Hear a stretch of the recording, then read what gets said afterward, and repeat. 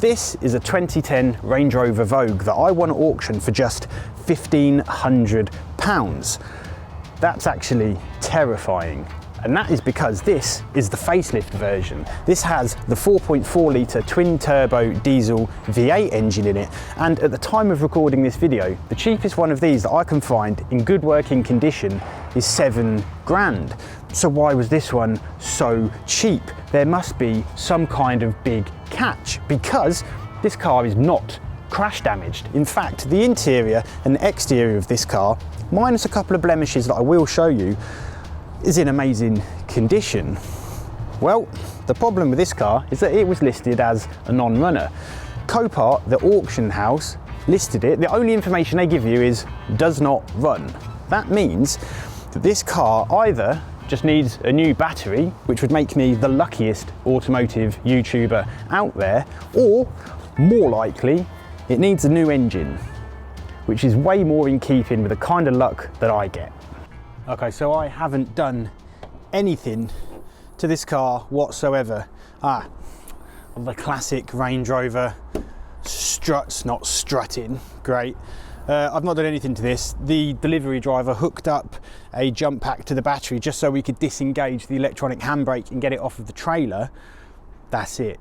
What I do know is that the battery is deader than dead. So I have got a battery. I think the first thing to do is to fit this and in with the new. These batteries are not cheap. Okay, and connect this and see if we get all of the crazy noises. Yep. Indicators just flashed. So this is the model that's got just one big screen instead of the manual gauges, and it's showing 126,830 miles. Now, there's no key. Well, there's a key, but I don't think you put the key in anywhere, do you? You're gonna have to forgive me. This is the fanciest, most electronic, gadget-fied car I've ever owned. I'm very used to manual things, keys in the ignition, you know. Now, the first thing I'm noticing is the start button has a hole in it. I don't think that's supposed to be there. Okay, fine. So I suppose foot on brake, what happens if I push this button? Nothing. Oh, hello. Oh, don't know what happened there. Let's try it again. Okay. So if I press and hold the button, the dash comes on, everything comes on. But, what does that say? Press brake when starting. Yeah, that's what I'm doing. Bonnet open. Okay. Right. Fuel level low. There's literally no fuel in it by the looks of things. Ignition is on. I'm still pressing the button, but if I let go of the button, everything goes off. Where do you even begin diagnosing this? I am out of my depth. Maybe there's some kind of function where it realizes there's absolutely no fuel whatsoever and it won't even try turning the engine over. Okay, so I've got 20 litres of diesel in this can, and I've just been doing a bit of research as well, and there's nothing to say that when a car or when one of these is at 0 miles range that the starter motor won't even kick in. So the starter motor should have clicked, it should have tried to start the engine, or should have spun the engine pressing the button. It didn't even click, so it may well be that we've got a starty falter. A faulty starter. A faulty starter.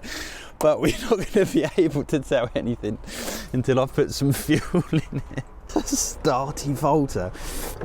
Where did that come from? So 20 litres of fuel in.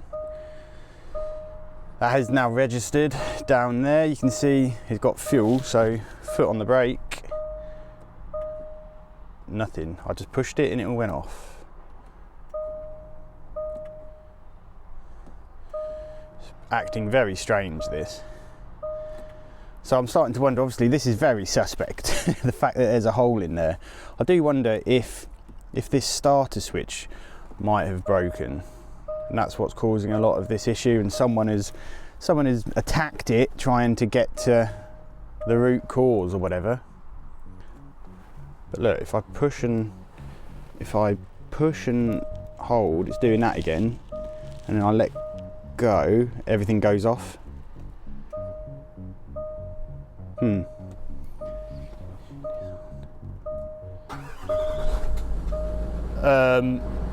So it just started.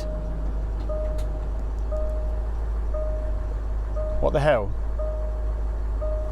It just started randomly. You just saw that. That was one continuous take. What on earth? What on earth? It sounds absolutely fine. It sounds fine. So this is on air suspension that only works when the engine is running, and because it's been sat for a long time, this car, it's sunk down. So usually, actually I think the door needs to be shut if I remember correctly. So I'm going to shut the door, I'm going to get in it, shut the door, and let's see if this comes up. I cannot believe this car just started. I thought I was in for just a world of hateful pain. This is, I don't understand what's going on. I'm trying my hardest not to get too excited right now. There's condensation coming out of the exhausts. What is happening? What is happening? Have I just bought the best car in the world? Oh no, it says suspension fault. Uh-oh. We've got suspension fault on the dash. Let me shut the door, see if it does in fact go up. So the gear lever's popped out, that's good. Okay, yeah, still got suspension fault. Maybe that's why this car was parked up. Okay, yeah, and so the suspension has not gone up, has it? I mean, the engine is... I'm trying to keep a lid on it. Was this listed on Copart as a non-runner because it had run out of fuel? I cannot believe it. Now look, I don't know the levels to the suspension fault right now, but it's just sitting here idling, coming up to temperature. The condensation's clearing out of the exhaust. This might be the buy of the century. What? And also, as if my day couldn't get any happier, I think I've just received my first ever bit of fan mail, just come in the post from a long-time viewer and fan, Dean, who has sent me, looks like he's made kind of like these 3D printed key rings with my logo on it. That one, this thing. What? It's like a badge. Dean, if you are watching this, and I assume you are, if you're a fan of the channel, thank you. That's made my day. I'll tell you what, that is going straight on this Range Rover keyring. Thank you, Dean. What a day. Okay, what I want to do now quickly is just see if this car actually just moves forwards under its own power. Parking brake. Oh, hang on a minute, the suspension's moving all of a sudden. I'm getting pumped up. What? What is happening? Can you see that? We've just gone up. No, now we're going down. What's happening? And my suspension fault error message is gone. I don't know what to make of this. My big suspension warning's gone, but you can see I have got engine lights on, and then whatever these two things are. So what I'm going to do now, before I do anything else, I was going to try and move the car forward, but actually I think it'd be well worth scanning this car, checking out some of the fault codes. Okay, to scan this car, I'm going to be using my Carly diagnostic tool. Carly are sponsoring this video, so thank you for that. I love this thing, this is fantastic. So all I'm going to do is get this device, I'm going to plug it into the diagnostics port under the dash, and then you open the app. You can see where I've been using it on my past cars. Add new car, and then make sure that the engine is actually on. I'm going to hit diagnostics, and Carly's going to check through all of these systems. I'm going to hit check for issues, and then it's going to scan the car and all of the ECUs quickly. Now I am expecting there to be quite a lot of fault codes because the old battery on here was dead, and with these modern cars, with all of their different computers and systems, As soon as the battery voltage gets too low, it throws an enormous amount of error codes, and I'm assuming that lots of those error codes, when this battery died, have been stored. So this should highlight most of them. Okay, so with that scan complete, you can see there are 33 issues found. We've got everything in here, just everything in here. Lost communication with park brake control module, left headlamp swivel, motor circuit short to ground, battery voltage. Okay, so what I'm going to do now is just hit the button. It says clear issues. If I now just turn the engine off and then back on again, this can usually clear kind of like the last of the error codes that you see on the dash. Start the car again. No way. No. There are no warnings on this dash. And the car's just done an extra little bit of adjusting there. I can feel the suspension going. I think you're gonna think I made this up, but I think that Carly device just fixed this car. Spoiler alert, yes, it does look like it's fixed. That's one of the things that I absolutely love about this Carly device, is that you don't need any kind of special training or knowledge to use it. It's just, it makes this kind of car diagnostics really simple and easy. There's just a device that you plug in and a phone app. And it's not just the diagnostic codes either that it brings up. You can also look at live data. So right here you can see we've got ambient air temperature. These are just a few of absolutely loads of things that you can check. Airflow rates, accelerator pedal position. So if I rev the car, actually, that number should go up. Yeah, there you go. Engine sounds healthy, to be honest with you.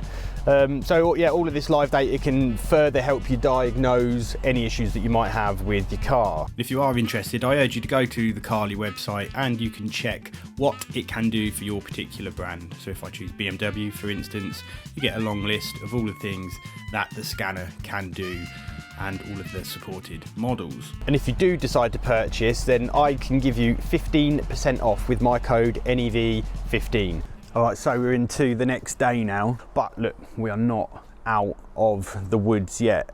I know this car rolls because we rolled it off of the trailer when it got delivered. I've got no idea if this car drives. There could be a serious gearbox issue, there could be no drive shaft, there could be all sorts of things. So I think what I'm going to do now is I'm just going to see, firstly, if it moves forwards just a little bit. And then I'm just going to drive it around here. On these, this is a private estate, so these are private roads, because this car is not road legal. It does not have a valid MOT. If you're outside the UK, an MOT is our annual government roadworthiness inspection. I have got it booked in for one, but I just need to see if this thing drives, because there must be something wrong with it. There must be. There cannot, this just, there just must be something wrong with it. There's no way this car is good. It can't be a thing. And of course it just starts straight up. Okay, so does it move? Does it move? It does. And it brakes. This is silly. Oh, come off it. Come off it.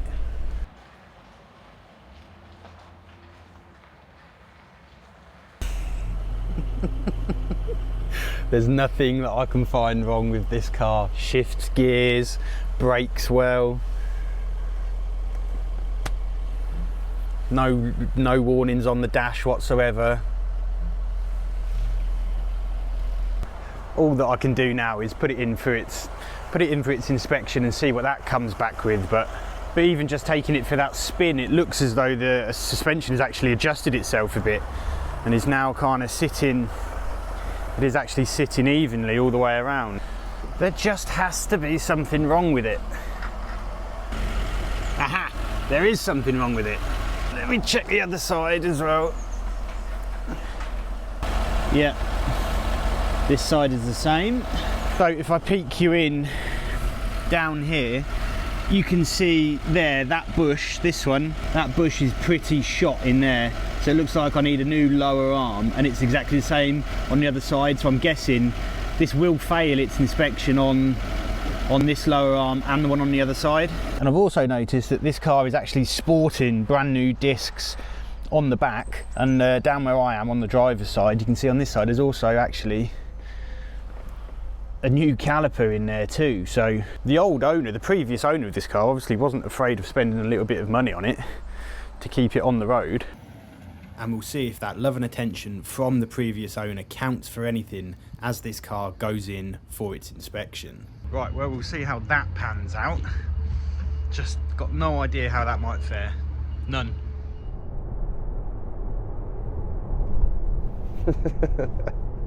What can I say? I just don't know what to make of this. Obviously, I'm driving the car down the road. This car went through its MOT inspection.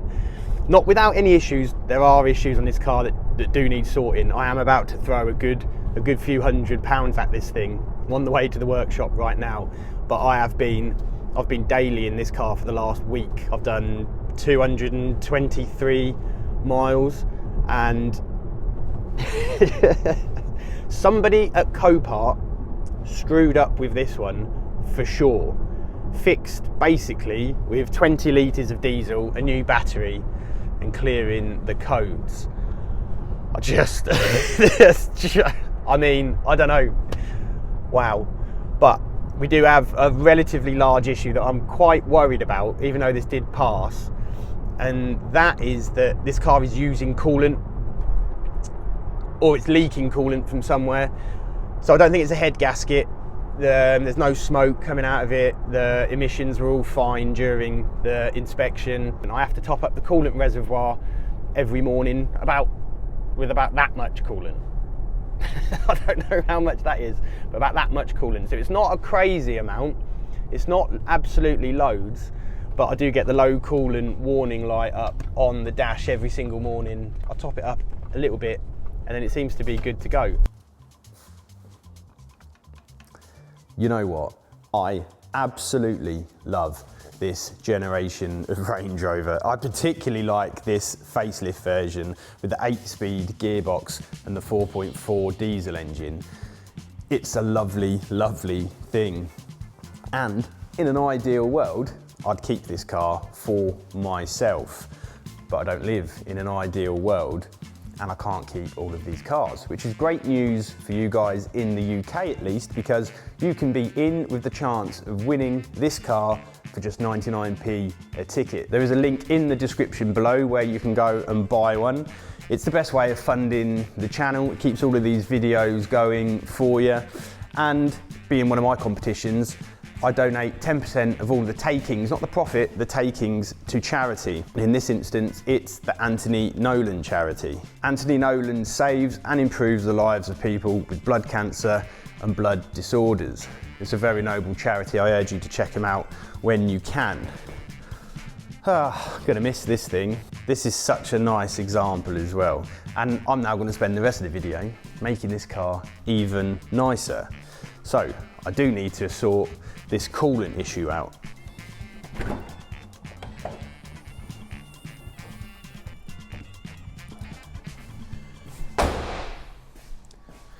Forgot about that.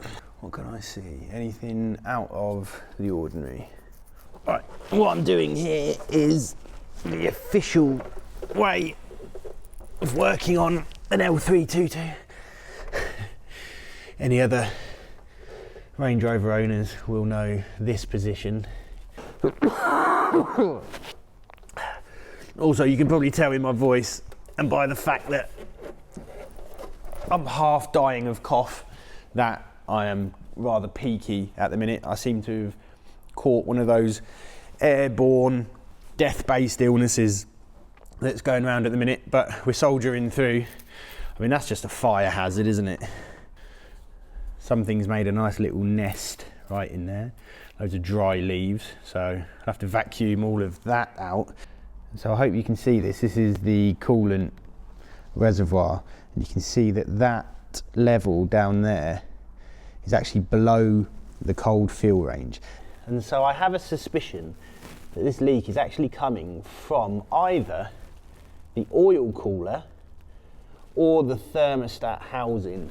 Both of those things live right here in the center, down in the V of the engine. They're right next to each other. So I do need to pull kind of a lot of this stuff off. But what I can't see is any pools of coolant. I can't see any liquid. And I think the reason for that is obviously because you drive the car and it heats up.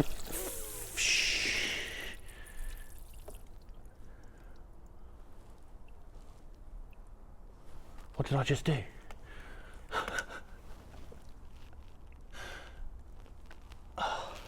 Oh, what on earth is that? Did I just break that? Well, that's coolant gone everywhere. What is that? Oh no. Oh no, have I just snapped that by leaning on it? Oh.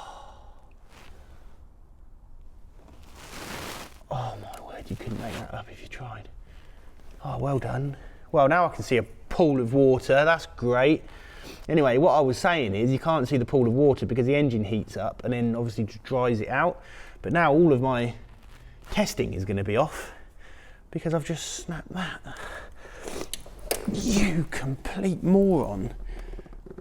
Oh, clean as well, snapped it clean. So look, I lent on this. So I've snapped that off and then the end of this piece here is in there. So I'm going to need to get a new one of these. I don't even know what this is. Obviously it's coolant, you know, it comes down that line there and then into this top rad hose.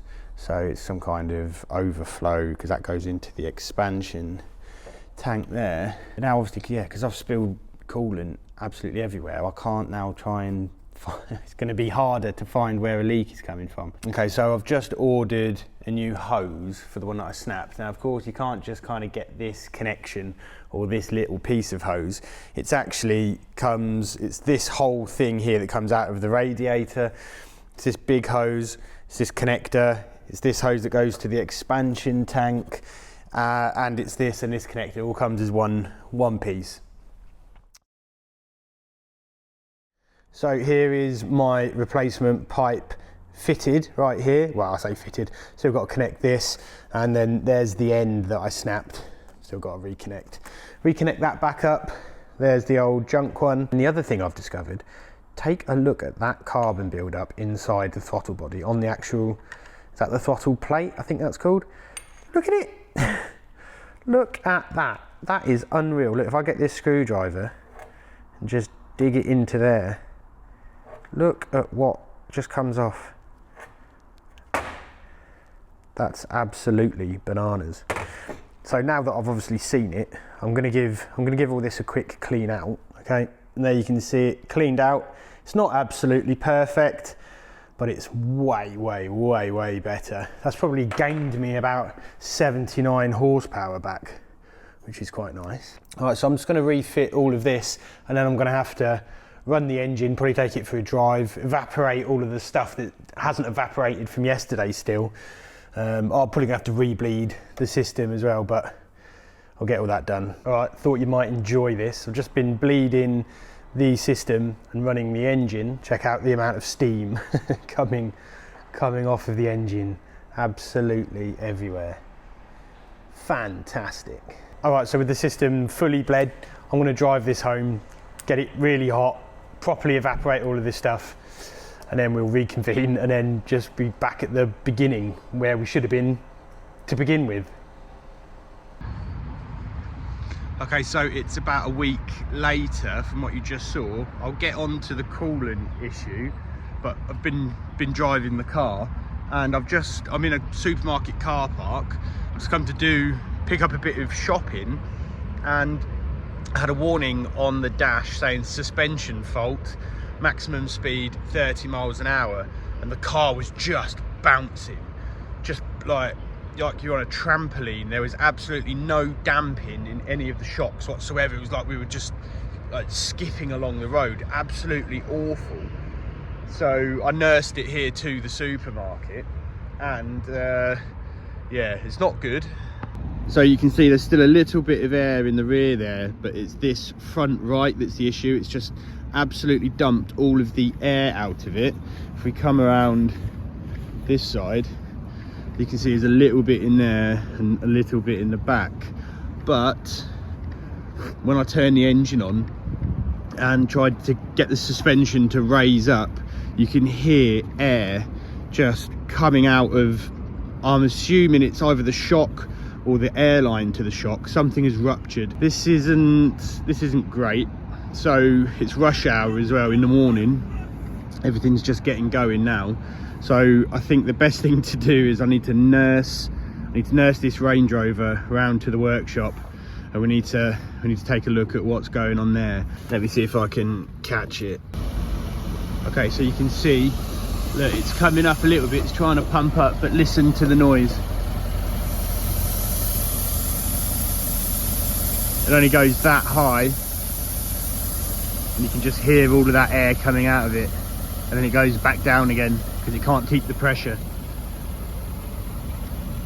You just know this is going to be expensive. Okay, so I made it, but this is what happened during the drive over. I think because this one's leaking, it's just dumped air out of the whole system. You know, all of the shocks, all the air from the back is all just rushed out of the front there. So I've just been driving around like looking like that. So yeah, this needs sorting. So the question is, how much are these dampers going to cost me? Now, it's best practice to replace them in pairs. I'm not doing any diagnosis past listening to the fact that they're hissing. All of the research and chatting to Tim from Torque Monkey says that the bag's split on the strut. So I'm just going to put two new shocks on. They're very common for going. It's a very common issue with these cars. Now, aftermarket, you're looking at about, including the tax, you're looking at about almost £400 each. They're not cheap. I'm not even going to call Land Rover and ask how much, because I know they're already going to be about £1,500. This Range Rover's got the continuous variable damping as well. That's why these ones are a bit more expensive. But before I go ahead and buy these ones that are online, which seems to be where you can get the best price, I'm just going to quickly check one of the local parts places. I don't think it's going to be something they've got on the shelf, but I'm going to call them anyway. When I say the parts places, I mean the sister. Have you got something you want to talk about? Because I've got something really important to do. There's nothing more important than dealing with me right now. Oh God. No, is it actually something? It's, yeah, what? Is it actually something important? Of course it's something important. Hang on, just make sure my computer. P10. Yes, give me that bit, Joby. I'll run it straight out now. P10. P10. Shut up. FSL. Hang on. P10. FSL. Range Rover. Yeah, front shock. It's got the continuous variable damping, the active suspension. Sorry, you said to Ben. I fell asleep, I'm bored.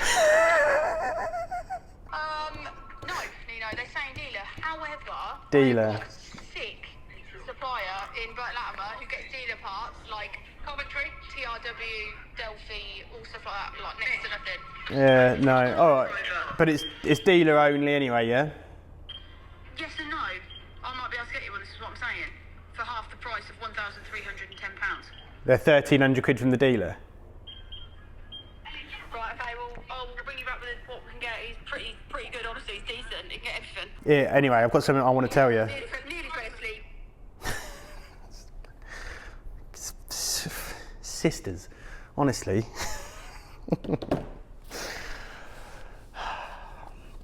1,300 quid from the main dealer. There you go, there was the answer to that then. Nino. Yeah. So the guy, honestly, Nino, if you ever need Jag Land Rover bits, honestly, this guy has it in Burton Latimer. He lives in Burton Latimer, yeah. And he has like everything in his back garden. It's the most bizarre thing. Really nice guy. Anyway, he said he'll do you a deal. It's 250 each plus VAT, so 600 each. He said, but if you can get a shout out on your YouTube channel. 600 quid. All in, so 250 each plus VAT. They're Pro Evo shocks. You can get them for tomorrow, and they come with 2-year warranty as well. Come Pro Evo tomorrow, 600 quid for the pair. For the pair, all in, including VAT. For a shout out on the channel. Just for a shout out on the channel. What's his name? I forgot. What is his name? He literally told me yesterday. I forgot. Ashwood Jag Parts. 5 stars on Google. Hang on. Family run business. Is it just all Jag and Land Rover parts? Jag and Land Rover bits, yeah. I'm on the website. I'm on the website right now. Does he? Oh yeah, look, loads of stuff. I can now highly recommend Ashwood Jag Parts. Seems to have very good prices, and he can get me these for tomorrow, and that is incredibly helpful. Bianca will let me know what your name is, and I'll put it on the screen. But thank you ever so much for your help, and I urge people to visit Ashwood Jag Parts. All right, Bianca. Yeah, let him know. £600 for a pair of Pro Evo shocks. That sounds pretty good to me. I did see Pro Evo shocks. Yeah, look, these guys sell them, Pro Evo shocks, and they're closer to £400 each. So I'll take that deal. I will take that deal. Okay, so it's a couple of days later. The shock absorbers are out for delivery. They should be arriving anytime today. But before I even consider fitting new shocks, I've got an immediate problem. And that is because this car has sagged right down on its suspension, the lift, the arms for the lift, that's at the setting that I need it at, so I can't lower that down anymore. That will not go under the car, neither will the one at the rear. So I need to see if this car will raise. I'm wondering if I just turn it on, if there's just enough, it can build just enough pressure to lift itself enough. I just need it to do it enough.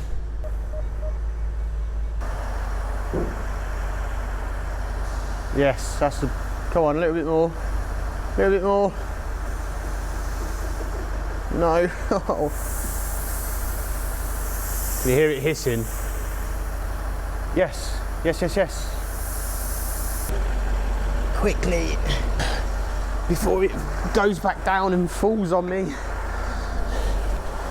Quick, quick, quick, quick, quick, quick, quick, quick.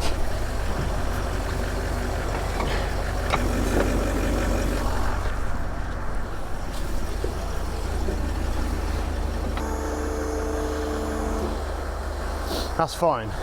Right, so I have had some bad luck with the suspension, which I'm going to get back onto in a minute. But first, I want to tell you about some amazingly good luck that I've had, and that is to do with the coolant issue. I leant on this coolant pipe here, as you saw, snapped it, coolant went absolutely everywhere, and then I replaced this hose. It comes with this whole, it's the main top hose for the radiator that goes down there.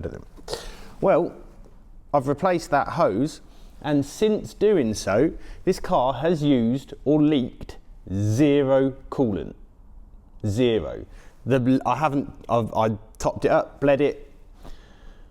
It's been absolutely fine, and I think I've done probably a further 200 miles in this car as well, and it's been absolutely fine. So it very much looks as though the issue was with this hose, which makes that the most serendipitous accident I think I've ever had. I can't quite believe it. That is so unbelievably lucky. Amazing. Right, suspension. So I just need to remove the front shocks. I don't think there's anything particularly strange about this job. It's like most other cars. So this car has got the active damping stuff, which is kind of this. I was reading in the manual, it said to mark these bolts that you can see I've done there for positioning, I suppose, when the new one goes back in. So just pop that off, really, you know, undo these bolts, obviously wheel off, disconnect some of the suspension, and the strut should just come out. Should just come out. Probably shouldn't have said that, but I'm just going to crack on with this now and get it done. Oh, some amazing timing. The shock absorbers have just turned up, so I can just get straight to it, getting the whole thing completed. Great news.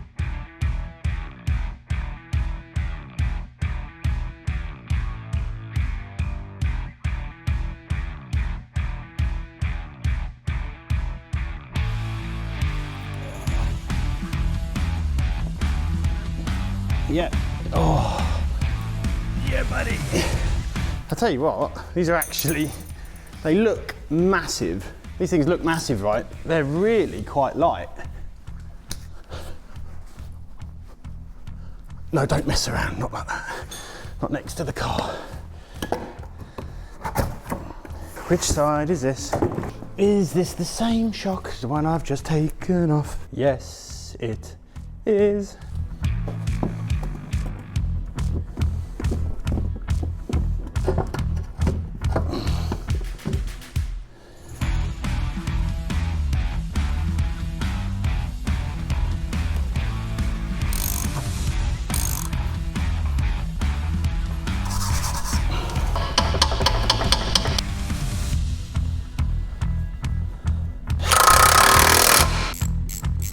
Had to borrow this snap-on torque wrench from Torque Monkey because mine does not go up to the 250 Newton meters that these suspension pinch bolts require. 250. I'll tell you what, these are a great bit of kit. They do angle and really big torques. I'd love to get one. But I think they paid £1,200 for this one and a smaller one in a set. I'll buy a whole car for that. All right, so I'm not going to torque these top bolts yet until the car is down on its wheels because that's what the manual calls for. So what I'm going to do now is I'm going to go ahead, jump ahead now, do the driver's side, the one that's actually got the issue, and update you when I have any info. Okay, an update, I have gotten this driver's side shock off, the problem shock, and it is a problem. So here is the bag, and you can see what looks to be some kind of oil there, and also there. It's leaking out of both, air is leaking out of both of those sections of the bag. But I'm surprised, if I'm honest with you, that it's only those two sections because this bag has seen better days. So it's a rubbery kind of material. I mean, if I just pinch it, can you see all of the cracks? That's just really from age and, you know, repeated cycles. So you can see where it's cracked there. And when I pump it like that, I can feel the air coming out of there. But look, I mean, those cracks are just everywhere. So these were 100% going to go at any point. To be honest, I am glad it went under my ownership so that I could fix this now. To be honest with you, look at that, look at it, look everywhere.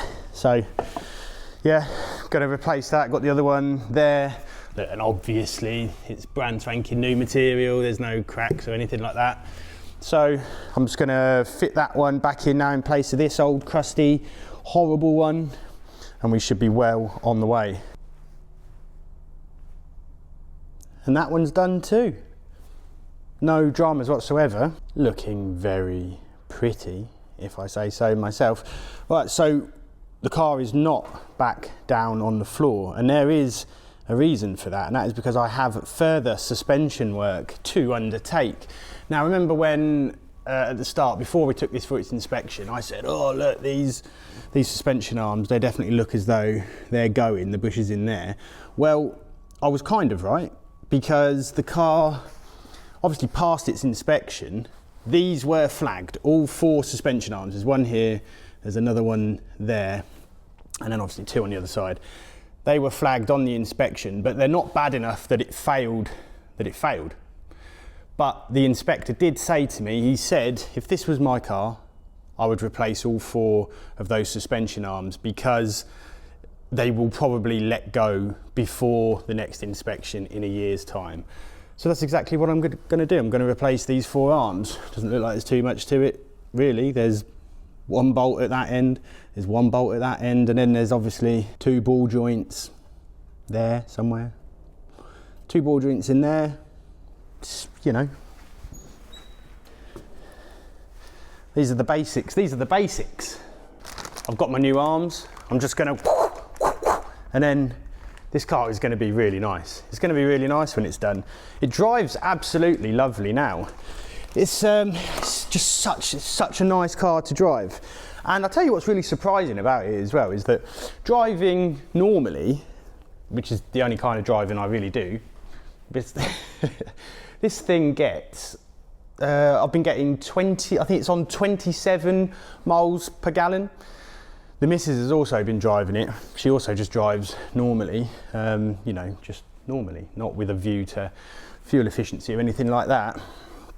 It's just so surprising. The old one I had of these with the 3.6 litre engine, smaller engine, 2 less gears, less power. There was nothing, that thing would not budge above 18 miles to the gallon. So I think 27 for what this is, 2.5 tonnes, is frankly amazing. Actually, that does bring me on to a point.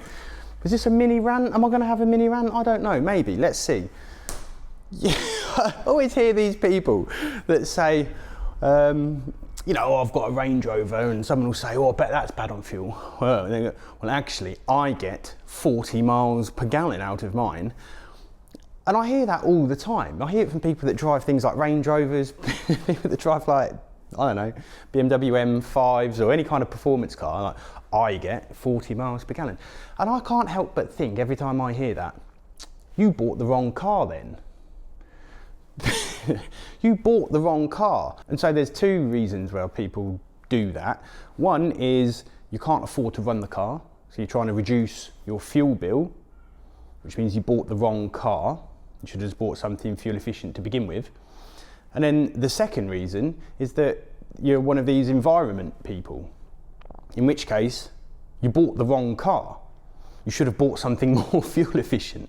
Now, I understand the whole game of, you know, what's the maximum miles per gallon my car will do. I've done it with every single car that I own. It's a fun game to play once, maybe twice, because once you know what that maximum number is, you know what that maximum number is. It's the shine of the game wears off. After that, you'd surely just drive the car normally, and the mile per gallon you get is the mile per gallon you get. Am I making a bigger deal out of something? I don't know. It just seems, well, the way I drive it, I get 40 miles per gallon. It's an M5! Why are you driving it like that?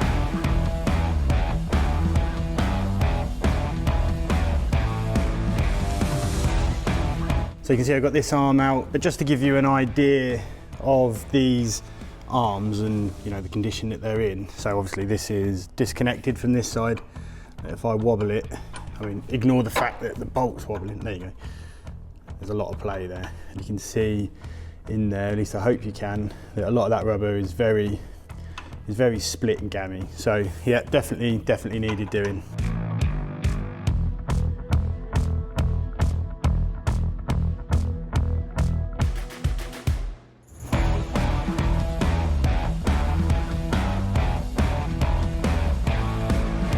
And there we have the 2 lower arms installed. And I don't know if you saw it there on the time lapse, but you're always supposed to do, where you have these bushings like this, you're always supposed to do these nuts and bolts up with the car at ride height. So basically with the weight of the car on it. Now, in practice, it's quite hard to do without a 4-post lift. You can kind of wiggle yourself underneath the car when it's on the floor, but it's not ideal at all. But another way of simulating it, really, if you saw me doing it, is I've got my stand here, basically just push the wheel up to about ride height, then do it up. And I think the reason that you do that is because when you torque these up 165 newton meters plus 90 degrees, in case you were wondering, at ride height, it's something to do with the twist on the bushes, and I don't know, it makes them last longer. So I've done that. Oh, I've just noticed the suspension height thing. I need to reconnect that. So I'll do that, and then I'm going to jump on to the other side and just get that done. Making some good progress. Actually, you know what I might do while I'm stood here and just looking at it? I wonder if this brake caliper could do with a bit of cleaning.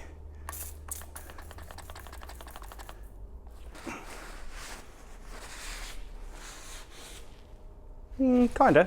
And with all the suspension work completed, there was nothing for it but to put the wheels back on, drop the car down onto the ground and see if my hard work had paid off.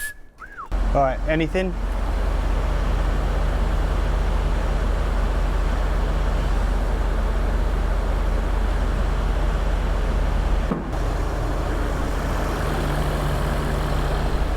I think that's it, ladies and gents. There's no hissing from the other side. The car is at its ride height. It's not on the lift. I've managed to do it. Amazing. Right. That shock works. That's nice. Yeah.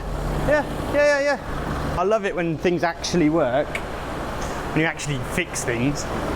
There we go. Look, that's at normal ride height now at the front. This was obviously the issue. There's no hissing. It's holding pressure. The rear there. Sitting nice. Lovely stuff. That's actually quite a nice front suspension overhaul there, really. So I'm hoping she drives, obviously actually can drive normally, but also drives nicer. So we'll have to take her out for a spin. Oh, we're back, baby. I've got to say, it's driving really, really nicely. Where you can notice the suspension arms the most is actually under relatively heavy braking. You don't realise until you fix it that there was a little bit of an issue maybe before. It's just kind of a little bit less skittish. It's a little bit less flobbery. Don't think that's a word. And there's a reason I'm not a road tester. It just feels more kind of sorted and with it. Suspension is acting perfectly. I've had it up into the high mode, the off-road mode. I've had it down low. It's just playing ball. This is amazing. So, but what I am going to do now, because of the suspension work I've done, the tracking is way off. Well, it's not way off, but it's off enough. It's like over there somewhere. So I'm going to go and get the tracking done right now. But before I do that, there's something even more important that I need to fix. And that's my caffeine addiction.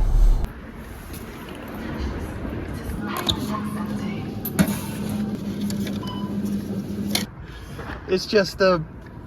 I'm gonna go home. If you, yeah, I just want to go home. That's exactly it. Oh. Literally just getting back in the car and I knocked it on, I don't even know how I did it, and I dropped the entire coffee. £3.40, which is extortionate anyway, down the drain. And there's just coffee everywhere now in the car. Oh, like that guy just said, do you just want to go home? Yeah, yeah, I do. Luckily, it's got these rubber mats in it, which is actually fantastic. The question is, do I now go back in and spend another £3.40 on a coffee?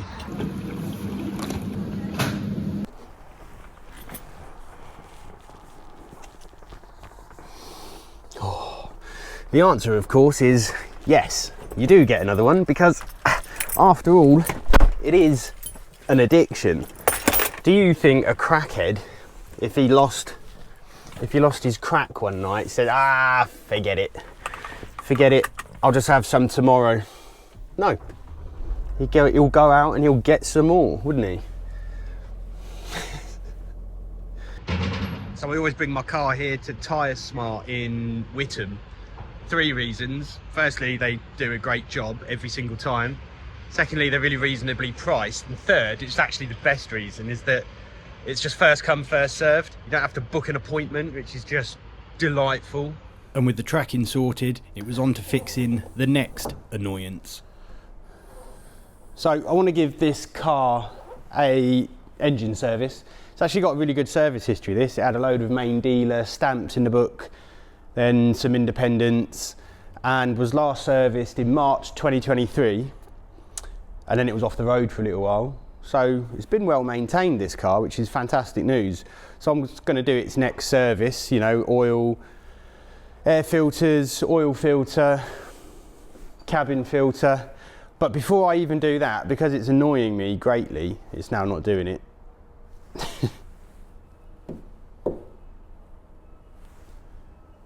Let's just fix these struts. This is a very Land Rover, Range Rover thing. They always go out. Did it on my last one. It's a very cheap, quick and easy fix, and it's amazing how more people don't do it, to be honest with you. Would you believe it? That's the first time it's that's the first time it's actually stayed up like that. Oh well. So these things, they just unclip. You just get a screwdriver in there, unclip it from there, unclip it from the top, push the new one on, simple as that.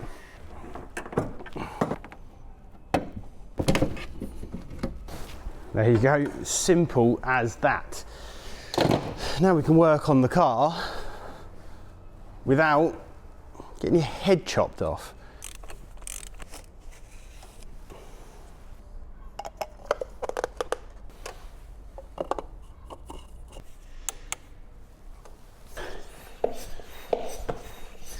Tell you what, this will be the cleanest oil change I think I've ever done. With all of the oil drained using that pump, it's just in with some nice fresh 5W40.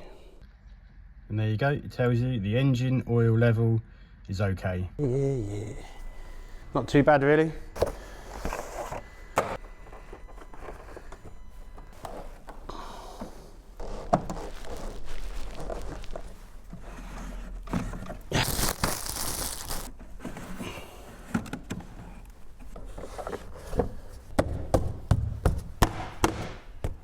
So the next task on the list is this gammy side step. You can see the mud guard, which is part of it, hanging off, and then this is all loose, and I can almost guarantee that this is a Copart injury. Well, hello. Because when you get a car that doesn't run at Copart, obviously it doesn't run, so they can't drive it around the yard, they can't drive it off of any trailers or drive it onto trailers. So what they do, they get these massive, great big forklifts, and they just forklift all of the cars. They just go underneath and go, and then just all over the yard. And I bet you anything you like, what they've done is they've come in here with the forks and they've just bished and bashed this side step. Not sure how easy this is to see for you, but basically this whole bit of metal here is just, it's all bent. This is the underside of the step. Also, this actual bit of the frame of the car is bent inwards, and you know, it's very difficult to bend a big bit of metal like that, other than if you had big forks under it with the weight of the car. First job is to remove this side step. And I'm having to do this on the floor because you can't get these side steps off when it's on the lift. The lift gets in the way. Well, there's some very crusty bolts under here.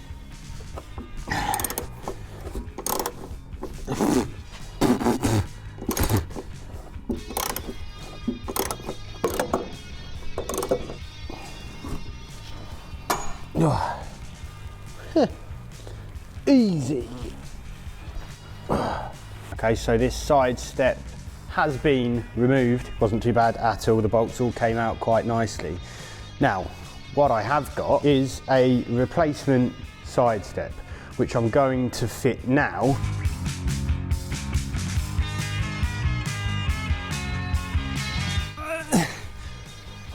Guys, I've had an absolute nightmare with this side step, like an unmitigated disaster. Let me show you. I'm fighting two big problems. Number one is a terrible part, and number two is that bent piece of metal in this area. Okay, so here is that front piece. Now, I hammered it from this side. I got under this lip here, I pulled this plastic back, got under this lip, hammered it that way. There is no way that I can make that bit of metal flat again. Okay, so the first problem is this bit here. I hammered this piece of metal that you can see the rusty bit in the sill from every which way. You can't get in there properly. So I got in here and I tried to hammer this bit of sill the best I could. I pulled this plastic back, I got at the bottom of it from this way, and I also was trying to hammer at the top here. Now the trouble is, this is the air tank for the suspension. That's kind of in the way, but even if you've got that out the way, you need to hammer right up there, and because this is here, you still wouldn't be able to get It's just a nightmare trying to get that flat. You can see how much of a gap there is there. Now an accident repair place could probably work out how to flatten this piece of metal, pull it all back out. I can't. It's beyond what I've got here. It's beyond our scope. And you can see you can get the bolts in, but that obviously doesn't, that's honestly as close as I can get it. That's one problem. But another problem is simply that, yeah, this side step is just atrocious. So even if we look down here at the other end towards the rear of the car, oh my word, what's going on? Camera does not like this. Even if we look down here towards the other car, you can see that that's all the way in. But then this hole there, oh God, sorry, it's hard to show you. This there doesn't line up at all. You can kind of just see the hole up there. The whole side skirt needs to shift towards the front of the car. It will not fit. That's one issue there. And it's the same story with this one up here near the front of the car. So that's just, I'd never be able to get a bolt in there. And those bolts are obviously crucial for the stability of this side step. You have to be able to take the weight of, you know, a heavy person. But just look at that gap there. Look at that gap, it's mad. Even if I was to put that bolt, that vertical bolt in, it actually makes this worse. It pushes down there. It's just awful fitting. There's no way I could even work out to get that gap to close up to where it should be properly. And you can see there's a gap there, and then it just closes all the way there. It's an awful part, really not pleased with that. Right, so that aside, what am I going to do about it? We are going to have to go, I can't see any other way around this. We're going to have to go for a side step delete on this side, and obviously to make it match on the other side. So really, I'm just going to remove the side skirts and the mud guard. We're going to do a mud guard delete as well, because all of the mud guards, even from factory on these things, they blend into the side step. They're like that, so they fit on there. So that panel can go back on there, but of course there's two holes drilled in this one for where the mud guard was. You see how it's just raised, and you'll basically, what I'm trying to say is, no matter how much you try, even if I take that to a body shop, you're never going to flatten those two holes out because of the way the plastic is. So here's what I have done. I have ordered 2 new panels to go in there, and they come obviously without the holes, and I'm going to take them to the body shop and I'm going to get them properly paint matched and painted, and they're going to go in there, and this is going to have a proper side step delete. Now if you're questioning the looks, you do need to know that the side steps did come as an option. And you know, if you take a look at a lot of these images here, you know, these are the original images from when this car was being road tested. That one doesn't have the steps, that doesn't have the steps. That's what it looks like without the steps. It's a genuine thing, and you can see anyone that doesn't have any of these cars without the steps. Here's another one, look, they don't have the mud guard. There's no mud guard when you have no steps. Do I personally think it looks better with side steps? Yes, I do, but in the circumstances, we're just not going to be able to do it. Now, another problem is simply that I've ordered those parts. They're not going to come for a couple of days. I've got a deadline to get this video out, so it's unlikely you're actually going to see the finished article in this video. So what I will do, I'm going to take these side skirts off now. I'm going to put the old panel back on so we can eye it up, have a look at what it's actually going to look like all done. I will post an update on YouTube, you know, just a photo, and probably on my Instagram as well, when it's all looking all nice and it's all finished, so that whoever wins this car, rest assured it's going to be nice by the time you get it. It's just not going to look 100% finished by the end of this video, which is really annoying. I hate having to do things like that, but it's just the way it goes sometimes. I've got a brand deadline, so there we go. So that terrible side step has been removed. Side step has been removed, and that panel's back in. So just imagine this nice and clean with a new panel freshly painted. Won't look too bad actually. I'm going to remove the step on the other side, and then we'll move on. And then we have the side step delete on the passenger side too. So I mean, look, this probably would have needed doing at some point anyway, because this is what was holding the mud guard on. It's very much the same as the other side. It's terrible, and the reason it gets like this is because of all of this junk that gets caught up here behind the mud guard. So, you know, that it was already rotting out. That's not good. Luckily behind here it's not actually rusted out any of the body or anything, so that's pretty good.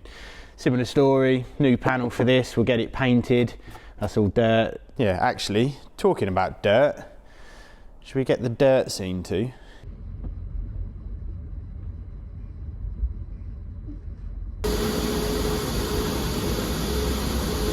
So I obviously wasn't going to wash it myself, because if you've been on this channel for any amount of time, you know I don't really do that.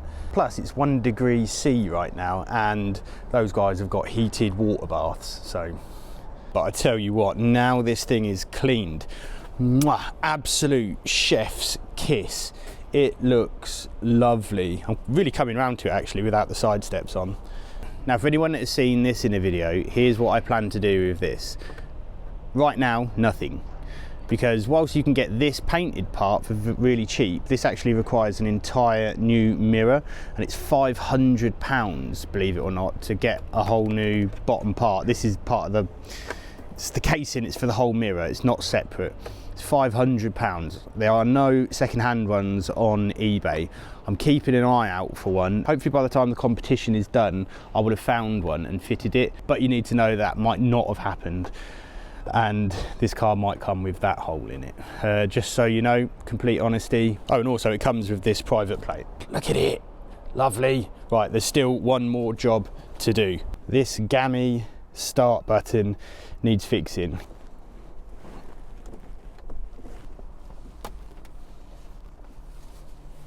Lovely. And then before I plug that back in, let's see if it works.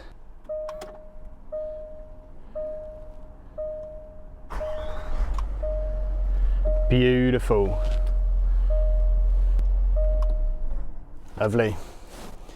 And so apparently it's actually really common for that to happen. I don't think this was the sign of anyone, any, you know, weirdness, you know what I mean, criminal activity or anything like that. I don't know what I'm trying to say. Apparently they break like that, lots of these. And so these are really readily available. There's loads of them for sale, fairly cheap. Beautiful, perfect, lovely. I don't want it to go, but I can't keep them all. And do you know what? There's something I almost never ask you guys to do, and that is to actually subscribe to the channel. If you could consider doing that, it only takes 1 second.